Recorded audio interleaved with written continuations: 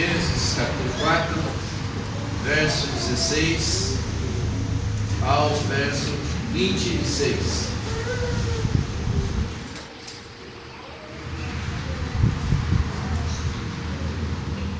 Acharam? Diz assim a palavra do Senhor. Então Caim saiu da presença do Senhor e foi habitar na terra de norte, ao oriente do Éden. Caim conheceu intimamente sua mulher. Esta engravidou e deu à luz a Enoque. Caim então edificou uma cidade e deu a ela o nome do seu filho, Enoque. A Enoque nasceu Irade, e Irade gerou Meujael, e Meujael gerou Metusael, e Metusael gerou a Lameque. Lameque, por sua vez, tomou para si duas mulheres. O nome de uma era Adá, e o nome da outra Zilá. E Adá deu à luz a Jabal.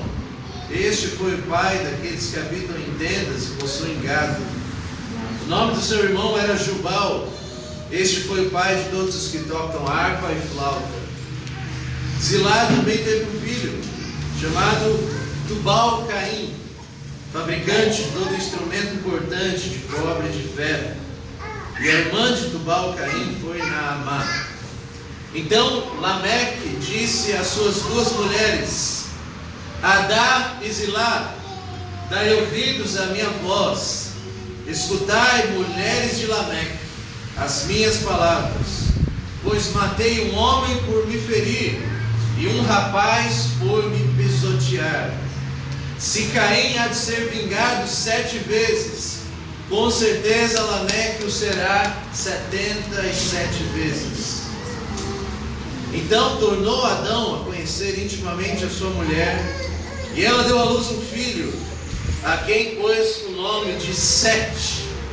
E ela disse, Deus me deu outro filho em lugar de Abel, já que Caim o matou. A Sete também nasceu um filho, a quem pôs o nome de Enos. E foi neste tempo que os homens começaram a invocar o nome do Senhor. Esta é a palavra do nosso Deus. Amém? Meus irmãos, essa semana eu tive uma experiência muito curiosa. Na segunda-feira eu marquei um exame, não sei se vocês conhecem, é um exame que se chama MAPA, que é um mapeamento da pressão arterial.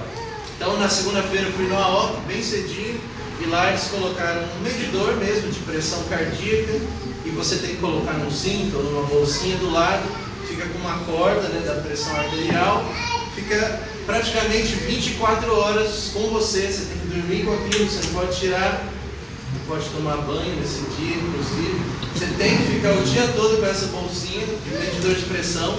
Irmãos, a cada 30 minutos dá um bip e você tem que parar o que você está fazendo para medir a sua pressão.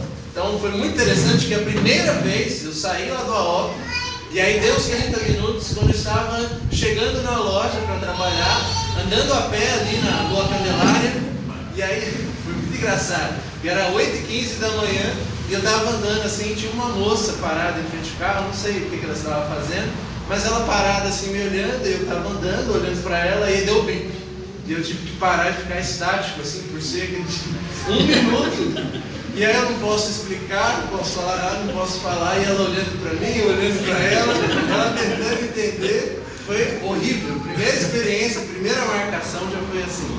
E depois, trabalhando o resto do dia, todos os 30 minutos que dava, eu estava na loja, parava o que estava fazendo, ou sentava e ficava aguardando medir a pressão, e eu tinha que anotar num papel que eles deram o que eu estava fazendo naquele momento que mediu a pressão. Então, estava lá na loja, estou etiquetando preços na loja, estou recebendo pagamento de clientes, estou em casa nesse momento fazendo necessidades no banheiro, por exemplo. Tudo a gente tinha que marcar. E é muito interessante porque isso aconteceu porque eu não percebi, mas eu estava tendo alguns níveis, uns picos de pressão muito altos. Inclusive, acho que foi mês passado, se eu não me engano, eu cheguei em casa depois da loja, e aí comprei um presente para a Catarina, fui dar para a Catarina, E aí, super em paz, super tranquilo, mas a Sabrina olhou para mim e falou: nossa, você está tremendo. Eu falei: não estou tremendo. Você está tremendo. Aí eu olhei, eu estava tremendo. Eu falei: meu Deus, estou tremendo. Aí já comecei a sentir tudo, né? Sentei no sofá e é muito interessante ver como a pressão arterial nossa funciona. Quais são os efeitos que ela causa na nossa vida, né? O sentimento de mal-estar, de palpitação. Algumas pessoas têm arritmia, por exemplo, em que o coração bate muito rápido durante um tempo, depois bate muito devagar durante um tempo. Mas por que eu estou dizendo tudo isso? Porque eu, pessoalmente, à medida que eu leio o texto do Gênesis, e isso desde o capítulo 1 até o capítulo que nós estamos agora, eu sinto como se fosse uma pressão arterial sendo medida a todo momento que eu estou lendo. Por que isso? Porque, se vocês lembrarem do contexto que nós vemos pregando desde o início, com as pregações sobre a criação, o Deus Criador, e tudo começa maravilhosamente bem. No capítulo 2, por exemplo, na pregação que eu trouxe, nós vemos um Adão que foi criado à imagem de Deus, perfeito, sem pecado. E Deus cria então Eva para presentear Adão com ela, para que ele possa cumprir a sua missão diante de Deus, glorificar a Deus com mais intensidade. Adão reconhece isso, e a primeira palavra registrada do homem, como eu já venho dizendo aqui, foi um poema para Deus, elogiando a mulher que foi criada e elogiando o próprio Criador. Então, no capítulo 2 nós temos ali um ápice da criação, com amor, com devoção, com paixão, com alegria. Mas aí no próximo capítulo a gente vê que tudo isso bagunça e vira de cabeça para baixo.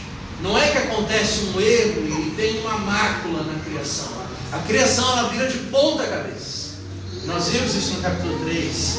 Só que ao mesmo tempo, quando nós temos pecado, orgulho, desobediência, nós temos promessa de Deus anunciando o Evangelho, que haverá esperança, que haverá redenção. E nós vimos então no capítulo 3 um pouco do que significa o pecado na vida de Adão e Eva, esse lance do orgulho, do ego, que define muito bem o que é a queda do ser humano. Nós vimos então no capítulo 4 em que Caim nasce e Eva olha para esse seu filho, está lá no parto, e ela proclama, ela declara algo com relação a Caim, e diz: alcancei do Senhor um homem. E ela está dizendo isso, lembrando da promessa de Deus, de que Deus haverá de dar a ela um descendente que vai ser poderoso o suficiente para esmagar a cabeça da serpente.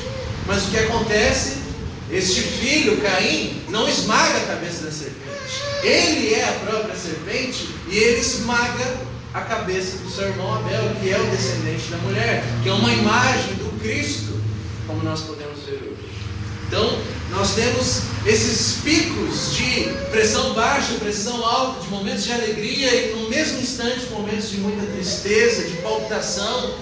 É quase uma arritmia cardíaca à medida que nós paramos para ler com atenção esse livro. Porque a ideia de Moisés ao escrever o texto é contar um pouco da história dos primeiros pais, para aquele povo que estava no Egito, saindo do Egito, contar a história da redenção para eles. E eles estão lendo essa história com essa perspectiva. Eles leem e vivenciam isso que eles estão lendo, e eles vivenciam tanto as promessas, tanto as alegrias, quanto pecado, morte, inveja, soberba, que nós lemos no texto. Então, no capítulo 4 da semana passada, nós vemos um pouquinho sobre esse primeiro homicídio, esse ódio que agora é gerado no coração dos homens, e esse conflito entre a descendência da serpente e a descendência da mulher, Caim versus Abel. E a pergunta que nós temos que nos fazer ao terminar de ler a narrativa de Caim é: e agora? O que resta para o futuro? Qual vai ser o próximo capítulo? O que será que vai acontecer com a humanidade agora? Será que o Salvador vem já no capítulo 5, por exemplo? O Salvador que Deus prometeu lá para Eva? Será que agora Caim vai receber a justiça devida pelo que ele fez? E um outro filho vai nascer poderoso o suficiente agora para trazer a redenção, para reverter a queda, para que os pais possam voltar para o jardim do Éden? Essa é a expectativa. Mas quando nós lemos agora a continuação do capítulo 4, infelizmente, não é isso que acontece ainda, ou pelo menos não da forma como nós esperávamos. E a pergunta que nós temos que ter ao ler o texto e ao ouvir o sermão dessa manhã, nos versículos que nós vamos ver, é se existe esperança para a humanidade. Qual a esperança para a humanidade de uma forma geral? Não só para as nossas vidas, não só para o nosso mundinho, mas para todo o cosmos que Deus criou. Como é que Deus trabalha a redenção, e a redenção vai sendo operada de tempos em tempos. Nós temos duas coisas no texto que nós vamos examinar essa manhã. É um misto de pressão alta e pressão estável. É um misto de desesperança com esperança. Se não, veja comigo aí no capítulo 4, a partir do verso 16 que nós lemos. O verso 16 diz: Então Caim saiu da presença do Senhor e foi habitar na terra de Nod, ao oriente do Éden. Nós lemos isso, mas irmãos e irmãs, nós não podemos ler isso com naturalidade. Isso é uma aberração que aconteceu na criação. Só que nós já estamos há tantos séculos acostumados com o pecado, com a queda, que nós lemos esse relato e nós não ficamos tão chocados quanto deveríamos. Os primeiros leitores, quando liam esse texto, eles liam em estado de choque. É o primeiro registro de um homem que é dito explicitamente que ele sai da presença do Senhor. Nós temos Adão, seu pai de Caim, que é expulso da presença de Deus do jardim, e agora nós temos o seu próprio filho, que antes foi esperado como Redentor, o primeiro filho alcançado por Eva e Adão diante do Senhor. Agora ele sai da presença do Senhor, e ele vai viver longe de Deus, longe da graça de Deus, longe da pureza, da justiça, da santidade. E a palavra de Deus nos diz que ele sai da presença do Senhor, ele conhece a sua mulher. Note que a primeira coisa que nós lemos aqui, quando nós lemos, a pergunta que fica é: quem é essa irmã de Caim? Ou quem é essa mulher? Onde ele arrumou essa mulher? Mas a Bíblia não está interessada nisso. Deus não está interessado em nos dizer isso. Moisés, quando relata, não está curioso com relação a se Adão e Eva foram os primeiros seres humanos, tiveram Abel e Caim, com quem que Caim casou? Não importa, não é o ponto do texto bíblico. Responder às nossas curiosidades. Pelo contrário, nós temos que atentar de fato ao que o texto quer nos ensinar. E o texto quer nos ensinar que existe um homem chamado Caim, que ele vai viver longe da presença do Senhor, e agora ele vai construir uma vida longe de Deus. É o primeiro homem que faz isso. É o primeiro ímpio que constrói toda a sua vida pautada em si mesmo e não em Deus. Verso 17 diz que ele tem um filho e ele dá o nome desse filho Enoque, que significa em hebraico dedicado. Ele tem esse filho e ele dá o nome de Enoque para o seu filho, e também para a cidade que ele constrói. Ele cria uma civilização e ele dá o nome para essa cidade de Enoque, o nome do seu filho. Nos versos seguintes, nós temos aí no verso número 22, que um dos descendentes de Caim se chamam Tubal-Caim. Isso parece ser um dado, um registro desnecessário, mas não é. Quando nós temos aqui um relato de uma descendência de Caim, nós temos aí desde o seu filho Enoque, verso 18, e aí o autor Moisés, inspirado por Deus, está preocupado em nos dar os nomes da descendência de Caim. Enoque gerou a Irade, Irade gerou Meujael, Meujael gerou Metusael, Metusael gerou Lameque, Lameque então vai ter duas mulheres, um dos seus filhos se chama Tubal-Caim. A ideia que o texto quer nos mostrar é que esta é a descendência que está sendo formada, esta é a descendência da serpente, os filhos da serpente. E eles têm tanto orgulho disso, da sua história, que um dos filhos, um dos netos de Caim se chamam Tubal-Caim, em honra ao seu pai.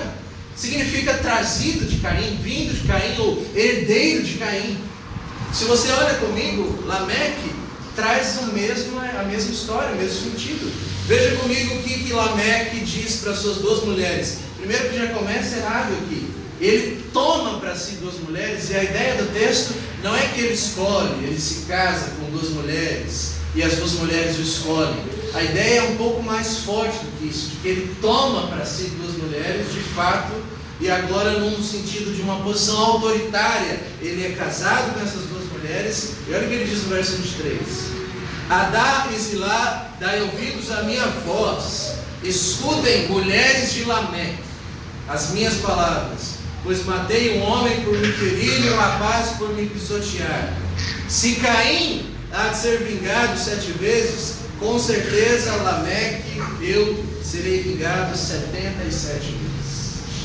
O que isso nos ensina? Nos ensina de que essa descendência pecaminosa está tomando proporções que não eram imagináveis antes. Que aquilo que era para ser vergonha, agora está sendo motivo de orgulho nessa família. E que eles estão construindo uma família em torno do pecado, do orgulho, da inveja, da soberba, do homicídio, do ódio, da poligamia, de tudo que é o mais pecaminoso possível na terra, aos arredores do Éden. O nome Lameque, como nós temos aqui no texto bíblico, é muito interessante nós vemos os significados dos nomes. Lameque significa homem poderoso. Então, fica imaginando, Caim tem um filho, se chama Enoque, ele dá o nome de o dedicado. E aí, Enoque tem o seu filho, e ele dá o nome de Tubal-Caim. E Tubal-Caim então tem um filho, o seu pai se chama o homem poderoso. Imagine como era a estrutura dessa família. É uma estrutura explicitamente contrária a Deus. É um reino que está se criando contrário à ordem de Deus, assim como nós vamos ter no capítulo 11, a Torre de Babel. É exatamente isso que está acontecendo diante de nós. Quais são algumas conclusões antes de nós entrarmos no grosso do texto que nós vamos ver? 2. Todos esses filhos, toda essa descendência, todos esses nomes, eles são formados, eles nascem, eles são criados, eles são ensinados, são gerados à imagem e semelhança, não mais de Deus, mas a imagem e semelhança de Caim. Caim agora está levando o legado da sua imagem, e a sua imagem, o seu legado só vai de mal a pior. Mais pecado, mais poligamia, mais autoritarismo, mais orgulho, mais ódio, mais arrogância, mais vingança, mais inveja. Essa é a descendência que Moisés pinta para nós. E note que essa descendência, esse pecado, esse vírus que agora está no ser humano, não é optativo. Não é igual a questão das máscaras dos nossos dias, pelo menos hoje, que você escolhe usar ou não usar. Eles não conseguem escolher o contrário. É isso que está no coração deles, e eles amam isso, e eles querem construir algo em torno disso. Segundo, nós temos um legado de morte. Veja comigo o capítulo 5, irmãos. Capítulo 5, ao mesmo tempo que ele traz esperança para nós, ele é um dos capítulos mais tristes da Bíblia. Porque é o primeiro momento em que você tem que prestar atenção para ver que o texto, da mesma forma que o marcador de uma pressão de tantos e tantos tempos marca a pressão, ele está marcando para nós a nova realidade da humanidade: morte. Veja comigo, verso 3. Adão viveu 130 anos, gerou um filho à sua semelhança, conforme a sua imagem, e pôs o nome de Sete. E depois que gerou a Sete, os dias de Adão foram 800 anos, gerou filhos e filhas. Todos os dias de Adão que viveu foram 930 anos e morreu. Verso 8. Todos os dias de Sete foram 912 anos e morreu. Verso 11. Todos os dias de Eno foram 905 anos e morreu. Verso 14. Todos os dias de Quenã foram 910 anos e morreu. Verso 17. Todos os dias de Maalael foram 895 anos e morreu, e assim por diante. Morte após morte. você for um leitor atento, você vai ver que cada homem que é descrito aqui, ele morre mais cedo do que o outro. Até chegar no capítulo 6, que nós vemos o relato de Noé, em que toda a humanidade agora está envolta em corrupção. Nós vamos ver isso na semana que vem com o pastor William, daqui 2 semanas. A corrupção ganha proporções inimagináveis e Deus decide então fulminar a humanidade, com exceção de Noé e sua família. O texto bíblico do capítulo 6 diz que desde a meninice os homens nascem agora com corrupção desenfreada no seu coração. Morte, até que Deus decide, os homens não passarão a viver não mais do que 120 anos. Então a morte traz essa limitação da vida diante do texto que está diante de nós. Mas, pela graça de Deus, existem pitadas de esperança no texto que nós lemos. Veja comigo no capítulo 4 novamente, verso de número 25. Ele termina a descendência de Caim, pelo menos até o momento, ele vai retomar isso depois. Mas no verso 25 ele volta para Adão. Ele diz: tornou Adão a conhecer intimamente a sua mulher, e ela deu à luz um filho, a quem pôs o nome de Sete. E Eva então diz, mais uma vez, vocês se lembram? Quando nasce Caim, Eva declara algo, que não deu muito certo. Mas agora nasce um outro homem, chamado Sete. E o nome de Sete significa compensação. Verso 25 diz, e ela disse: Deus me deu outro filho em lugar de Abel, já que Caim matou. Eva e Adão ainda estão nutrindo no coração deles esperança. Caim matou o nosso filho Abel, mas agora, com esse outro filho, Deus está nos dando novamente esperança naquela promessa que Ele disse anteriormente. Será que agora pode ser Sete? Será que Sete é o homem, é o descendente que vai esmagar a descendência da serpente? É essa a expectativa que está no coração de Adão e Eva. Verso 26 diz: e a Sete também nasceu um outro filho, a quem pôs o nome de Enos. E olha que interessante agora o que o texto diz. Foi nesse tempo que os homens começaram a invocar o nome do Senhor. Existem 2 formas da gente interpretar esse texto. 2 formas são legítimas, talvez complementares. Uma significa que agora, algo que não estava acontecendo antes, eles começaram a invocar o nome do Senhor novamente. Houve um avivamento espiritual. Ou então, a segunda forma, pode ser que simplesmente eles começaram a invocar o nome do Senhor de forma pública, em contraste com essa outra descendência de Caim e dos seus filhos. Eles começaram a se reunir como uma pseudo-igreja, uma igreja protótipa, e agora em volta das promessas de Deus. Nós somos a descendência que quer manter a glória de Deus, a obediência a Deus. As 2 interpretações são possíveis e complementares. Mas é interessante olharmos este homem chamado Enos, porque o texto nos diz que os homens começam a invocar o nome do Senhor novamente quando? No tempo de Enos. E Enos significa em hebraico o homem mortal. E o que nós temos no verso seguinte, capítulo 5? E o que nós acabamos de ler no capítulo 5? Cenário e narrativa de morte após morte. O que o texto está querendo ensinar para nós, irmãos? O texto está querendo nos ensinar basicamente que nós temos a descendência de Caim, nós temos um homem chamado Lameque. E Lameque significa o poderoso. E ele chama suas 2 mulheres, e ele começa a chamar a atenção para si. Eu sou o poderoso. Se Caim seria vingado 7 vezes, agora quem me matar eu serei vingado 77 vezes.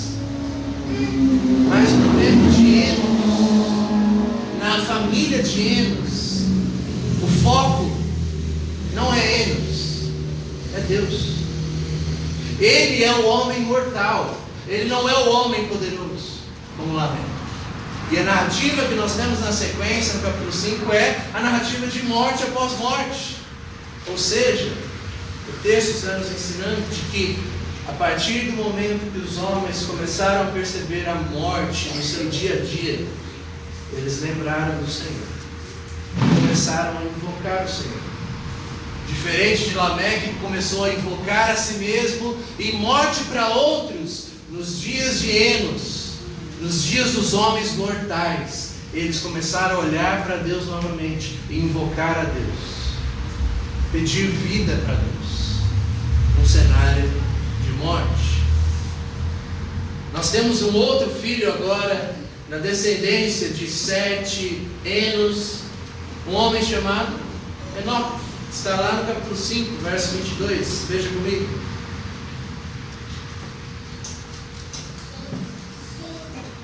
Verso 21 diz: Enoque viveu 65 anos e gerou Matusalém. Depois que gerou Matusalém, Enoque andou com Deus durante 300 anos e gerou filhos e filhas. E todos os dias de Enoque foram 365 anos. Enoque andou com Deus até que não foi mais visto, porque Deus o havia tomado. É o único relato no capítulo 5 que um homem não morre. Ele é tomado por Deus, ou arrebatado, trasladado. Ele não morre. Por quê? Porque ele andou com Deus. E a linguagem é a mesma linguagem do capítulo 2 de Gênesis, de que Deus vinha na viração do dia e andava no jardim para ter comunhão com Adão e Eva. O que nós estamos vendo diante de nós, e a forma como nós temos que ler isso, é com esperança. Deus está levantando homens que estão voltando aos primícias do Éden. A queda pode estar sendo revertida. Enoque, ele anda com Deus, e ele é tomado para si, ele não morre.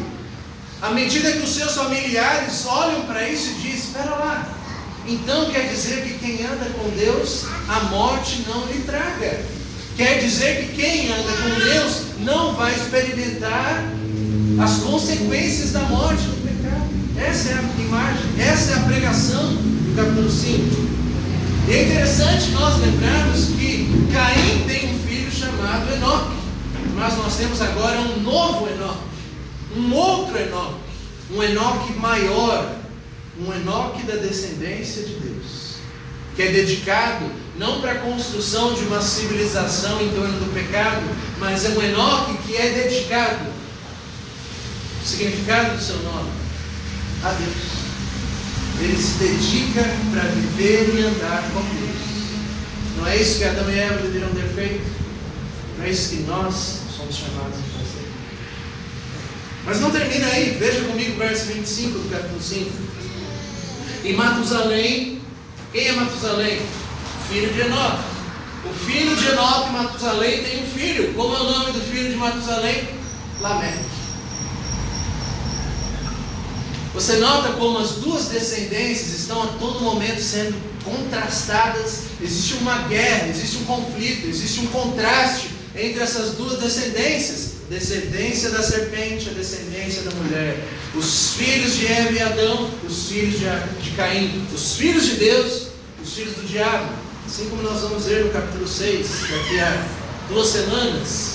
E esse Lameque, que significa poderoso, ele não é poderoso em si mesmo. Ele não chama atenção para si, ele chama atenção para o seu próximo filho. Quem é o filho de Lameque? Veja comigo o verso 29.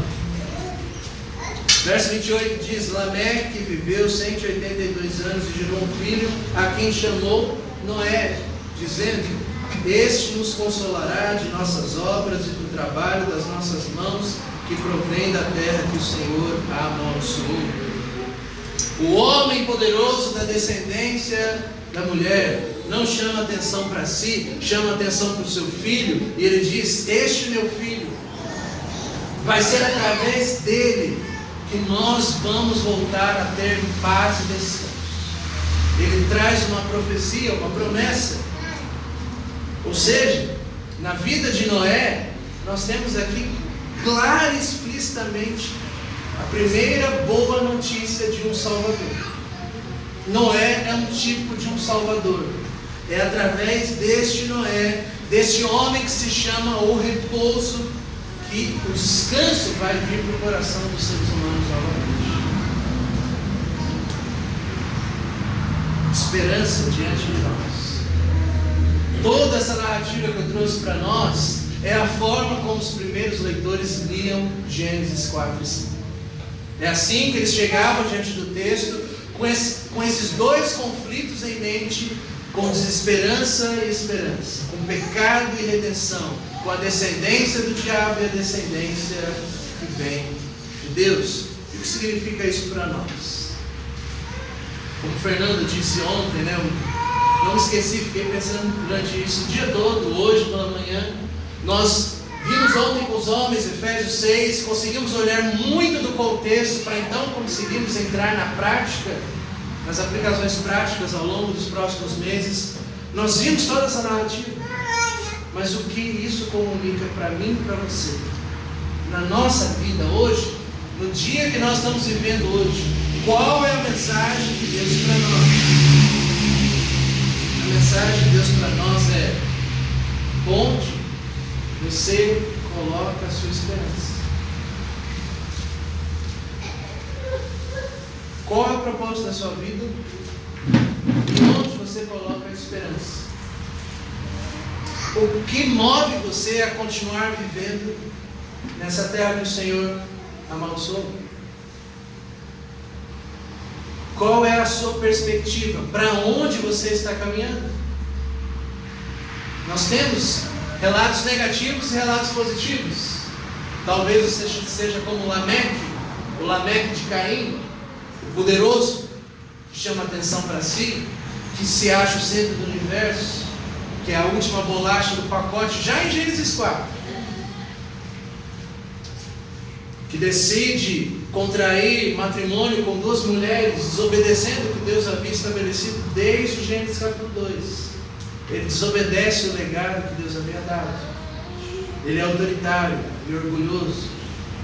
Ou talvez você seja o Lameque, descendente de Enoque, que não chama atenção para si, mas aponta para o Salvador, para o Noé, para aquele que pode dar o repouso, para aquele aonde está a verdadeira vida. Ou você é o Enoque de Caim, dedicado a si mesmo, para os prazeres da vida, para o dia a dia, como o Alan orou no começo do culto. Quantas vezes nós estamos tão focados no nosso dia a dia, no trabalho, na faculdade, em casamento, essas coisas são legítimas, mas nos esquecemos de que não é só isso.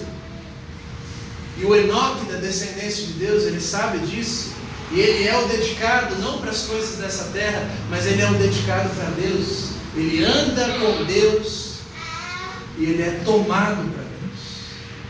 Ele sabe que por cima das águas da criação existe algo maior, existe promessa de esperança e redenção, que isso não é a última palavra para nós, o pecado não é o final. Eu tenho algumas aplicações práticas para nós encerrarmos. Primeiro, onde está a sua esperança? E às vezes fica muito vago essa pergunta. Às vezes fica vago quando a gente fala essa palavra, esperança, porque as pessoas já não sabem mais hoje em dia o que é esperança. Qualquer coisa pode ser esperança. Mas a esperança que temos diante de nós no texto bíblico é uma esperança que me move a começar a invocar o nome do Senhor novamente, a olhar para cima de mim, além das circunstâncias, assim como Enos, a olhar além da morte, olhar para Deus novamente. E talvez se eu pudesse receber de Deus aqui alguns mapas espirituais, umas bolsinhas para calcular a pressão durante todo o dia, e dar para cada um de vocês saírem daqui e nesse aparelho, semana que vem, eu ter acesso às informações de cada um de vocês, para saber, a cada 30 minutos, onde estava a esperança de cada um de vocês. Vocês estavam invocando o nome do Senhor no coração de vocês? Ou vocês estavam perdidos no dia a dia, na rotina da vida, esquecendo-se de que existe um Deus que é digno de glória, que a nossa vida deve ser pautada para Ele. E se nós focarmos em nós, só existe morte, condenação, inveja, orgulho, traição, soberba, destruição. Para onde os seus batimentos cardíacos estão apontando? Segundo, o que é que diferencia nós, que estamos aqui, a grande maioria afirmamos cristãos, que invocam o Senhor? Qual é a diferença de nós para aqueles lá fora que não invocam o Senhor? Qual é a diferença de nós, a descendência de Cristo, para a descendência do diabo? Nenhuma, senão a graça de Deus. Você nota, Lameque tem o mesmo nome do Lameque de Caim. Enoque tem o mesmo nome do Enoque de Caim. Eles nasceram dos mesmos pais. Eles têm a mesma descendência em comum. Mas alguma coisa aconteceu que uns começaram a invocar o Senhor e outros não. Alguma coisa aconteceu e com toda certeza, como nós vemos não só em Gênesis, mas ao longo da Bíblia, não foi por méritos próprios. Meu irmão, minha irmã, se você hoje está aqui e você invoca o Senhor, se você vive para Deus, se você se confessa um cristão, se você crê em Jesus, se você acredita no Evangelho, se o Senhor tem transformado a sua vida, não foi por mérito seu. Você é tão pecador, tão indigno, tão condenado quanto os outros. Mas aprove a Deus te chamar e tirar você deste meio, te colocar numa outra descendência, com outro Senhor, senão a graça de Deus. Eu li essa semana uma coisa muito aleatória que me chamou a atenção para, inclusive, ilustrar esse ponto. Alguns cientistas, por favor, não deem risada. Alguns cientistas pegaram 2 conjuntos de ratos e fizeram um exame, um experimento laboratorial com eles.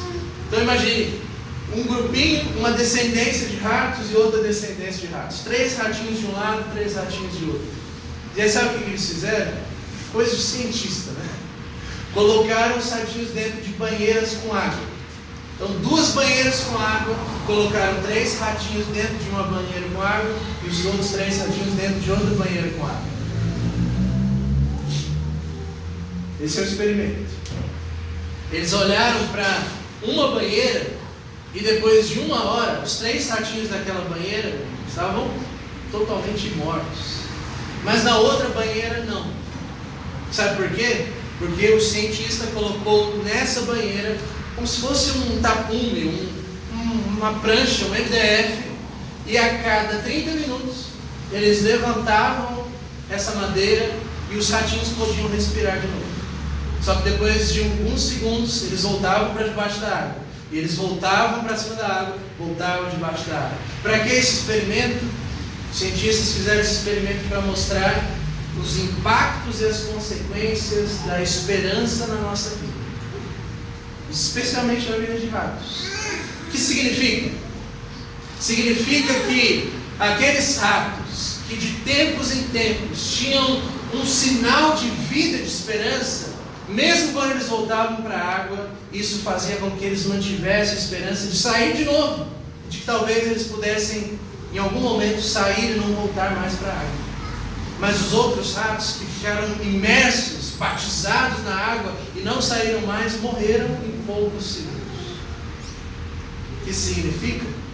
Significa que se nós temos vida, não é por causa de nós, é porque Deus de tempos em tempos tem suspendido as nossas almas com promessas, com Evangelho, com graça, com misericórdia. Não é isso que Jeremias diz? As misericórdias do Senhor são a causa de nós não sermos consumidos, porque as suas misericórdias não têm fim, são novas cada manhã. Todo santo dia Deus traz misericórdia e esperança para nós. Isso faz com que a gente não se desespere. Mas existem alguns lá fora que não têm essa esperança. E o fim deles é a morte. Se você tem vida hoje, não é por seu mérito, por causa de Deus que está cuidando de você. E hoje nós estamos aqui. Isso é um sinal de graça. Nós poderíamos não estar. Nós poderíamos ter crescido em outra família, em outro contexto, às vezes muito melhor do que muitos de vocês cresceram, mas talvez vocês não tivessem acesso a Cristo. Vamos agradecer a Deus por isso. A esperança de Deus nos alcançou, não por causa de nós, por graça. Deus nos escolheu e nos deu o seu Evangelho. Quero finalizar e após a oração nós vamos cantar um cântico muito conhecido, se chama Mais Perto Quero Estar. Eu gostaria que você meditasse com muita atenção em cada palavra deste cântico. E que você faça um autoexame. Será que essa é a minha esperança? De querer estar mais perto de Deus? De querer agora ter plena comunhão? Irmãos, este era o desejo dos filhos de Adão e Eva. Esse era o desejo de Abel. Eu quero estar próximo de Deus. Esse era o desejo de Enoque. Eu desejo viver com Deus. Eu quero viver aquilo que o meu pai conta do jardim antes do pecado. Eu quero essa vida plena novamente. É isso que nós queremos. Mais perto estar de Deus. Vamos orar.